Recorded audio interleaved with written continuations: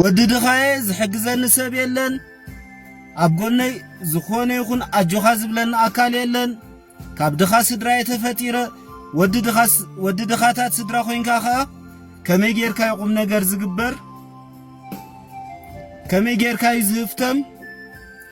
ከመይ ጌርካ ኸኣ ቁጠባዊ ዓወት ትዕወት ኢልካ ትጭነቕ ትኸውን ብርግጽ ሓቅኻ ኣለኻ ወድድኻ ሃፍታም ናይ ምዃን ዕድሉ 5% እዩ ብጣዕሚ ጸቢብ እዩ ወድድኻ እቲ ዝበዝሕ ዕድሉ ድኻ ኮይንካ ናይ ምንባር እዩ ብመጽናዕቲ ዝተረጋገጸ እዩ ወዲ ሃፍታም ኮይንካ ናይ ምንባር 95% ዕድል ክህልዎ ከሎ ወዲ ድኻ ኸኣ ድኻ ኮይንካ ናይ ምንባር 95% ዕድል ኣለዎ ምኽንያቱ ስድራኻ ሃፍቲ ኸውርስኻ ከሎ ምስታ ሃፍቲ ሃፍታም ዝኾነ ተሓሳስባኻ የውርስኻ እዩ ስድራኻ ድኽነት ከውርስኻ ከሎ ምስቲ ድኽነት ድኻ ዝኾነ ተሓሳስባውን የውርስኻ እዩ ብዛዕባ ድኻ ዝኾነ ተሓሳስባ ኣብ ካልእ ኣርእስቲ ኣብ ካልእ እዋን ክንሪኦ ኢና ግና ንስኻ ካብቶም ሃፍታማት 5% ካብኣቶም ሓደ ክኸውን እየ እንተደኣ ኢልካ ክትከውን ተኽእሎታት ኣሎ ዓለም ማንዋል የብላን ከመረኣያ ኸያ ከምቲ ትማሊ ዝበልናዮ ማለት እዩ ዓለም ብዛዕባ እዚኣ ብዛዕባ ፐርሴፕሽን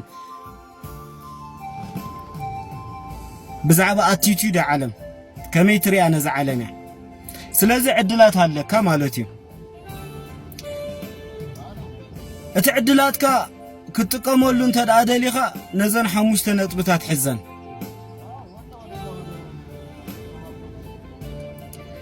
ሓደ ብርእስኻ እመን ማለት በዘን 5 ኣጻብዕትኻ እመን ማለት እዩ እዘን 5 ኣጻብዕትኻ 10 ኣጻብዕትኻ ሰሪሐን ኣብቲ ክትበጽሖ እትደሊ ቦታ ከብጽሓኻ ብቕዓት ኣለወን ኢልካ ክትኣምን ኣለካ ብመሓውርካ እመን በእጋርካ እመን ኣጋረይሲ ኣብ ዝደልየ ቦታ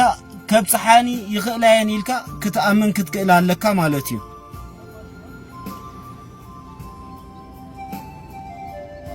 ከምቲ ንነፍስኻ ሽም ትህባ ከምያ ዓለም ትርኤካ ንኣብነት ሓደ ሰብ መጺኡ ኣነ ዶክተር እንተዳ ኢልኒ ኪድ ወረቐት ኣምጸልያ ይብሎኒ ዶክተር ሙኻንካ ዘረጋግጽ ኪድ ወረቐት ኣምጸልያ ይብሎኒ በታ ዝበለኒ ዶክተር ኢልየ ክጽውዖ ፕሮፌሰር የተይልንውን ፕሮፌሰር ኩብለ ኢንጂነር ተይልንውን ኢንጂነር ኩብለ በቲ ንስኻ ትህባ ሽምያ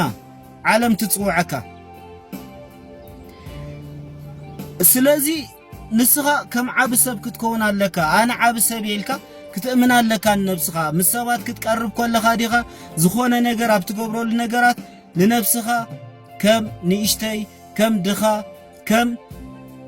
ዘይረብሕ ሰብ ጌርካ ክተርእያ የብልካን ካልእ ኣብ ርእስኻ ጥራሕ ተመርኮስ ርእሰ ምርኮሳ መንነቱ ዘይፍለጥ ሰብ መጺኡ ሽግርካ ክፈትሐልካ ይትጸበ ወይ ካብ ሰማይ ማና ወሪዱ ክትህፍትም ኢልካ ይትጸበ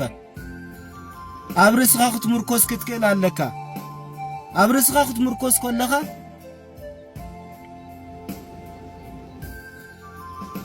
ሰልፍ ሰፊሸንሲ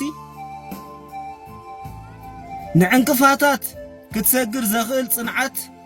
ይፈጥረልካ ኩሉ ግዜ ኣብ ርእስኻ ተመርኪስካ ጥራሕ ክትጓዓዝ ክትክእል ኣለካ ሳልሳይ ራእይ ሃለኻ ኣብኡ ድማ ተኩር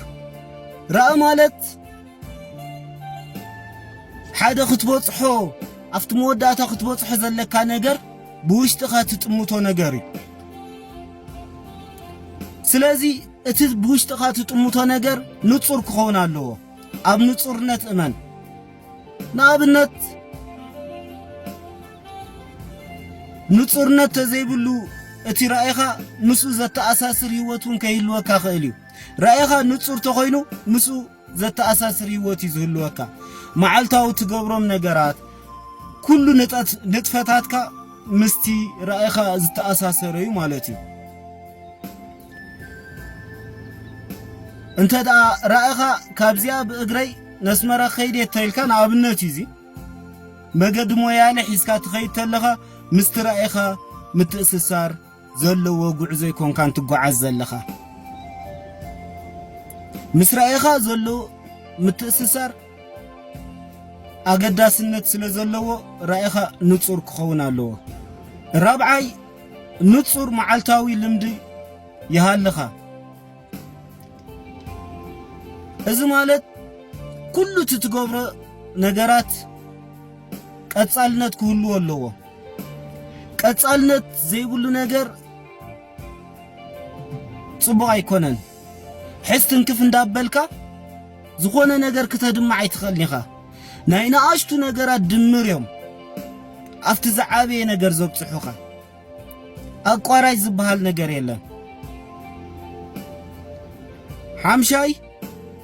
ንእምነትካ ተጠቆመሉ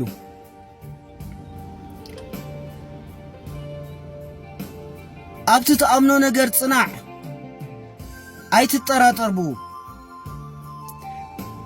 እምነት ማለት ብዛዕባ ሃይማኖት ብዛዕባ ገለጥ رح ይኮነን ንስኻት አምኖ ናይ ውልቅኻ እምነት አሎ ኣነስ ከምዚ ኢልካ ንነብስኻ ተእመና ነገር ኩሉ ኣለዎ ነቲ ተኣምኖ ነገርካ ክትኣምኖ ኣለካ ካብ ውሽጥኻ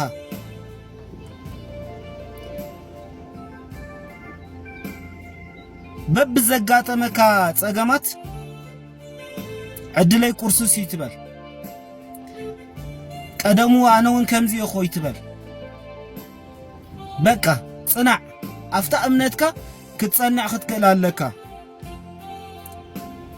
ሓደ መዓልትኻ ክትዕወት ኢኻ ብሩኽ ሰንበት ይግበረልካ